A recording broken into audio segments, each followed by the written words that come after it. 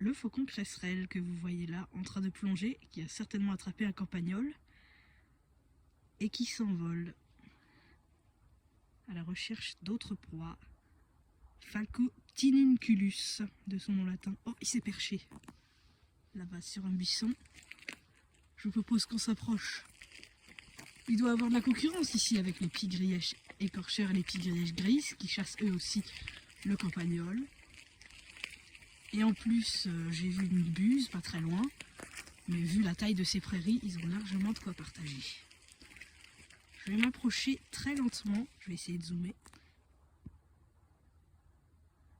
C'est déjà au maximum, donc on va s'approcher très lentement et je vais parler un peu plus bas pour éviter qu'il ne s'envole. Alors, le faucon cresserelle est le deuxième rapace le plus commun en France. On le confond souvent parfois avec l'épervier parce qu'ils font à peu près la même taille. Mais le faucon cresserelle est bien plus élancé. Il a des ailes plus pointues, une queue plus longue. Et on va s'approcher. Et son régime alimentaire est totalement différent de l'épervier. Le faucon, lui, a plutôt l'habitude de chasser les petits rongeurs et les insectes, alors que l'épervier, lui, chasse les petits oiseaux. Oh. On est vraiment de plus en plus près. Je fais très discret parce que j'ai pas envie qu'il parte. C'est une femelle, à ce que je vois. Elle n'a pas la tête grise, elle est brune, un peu plus terne que le mâle. Et elle est rayée.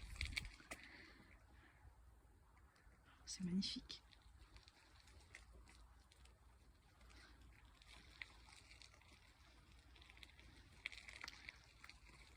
Ah, elle ne m'a pas repéré, elle a plongé et je crois qu'elle a saisi une proie. Et ça y est.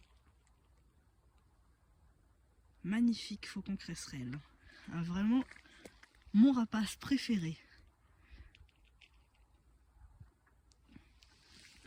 C'est très connu le faucon cresserelle pour faire ce qu'on appelle le vol en Saint-Esprit, c'est-à-dire qu'il survole les prairies comme ça et qu'il vole en surplace pour repérer ses proies.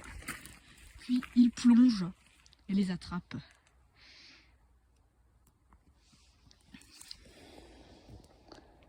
Je vais essayer d'observer la pie-grièche grise.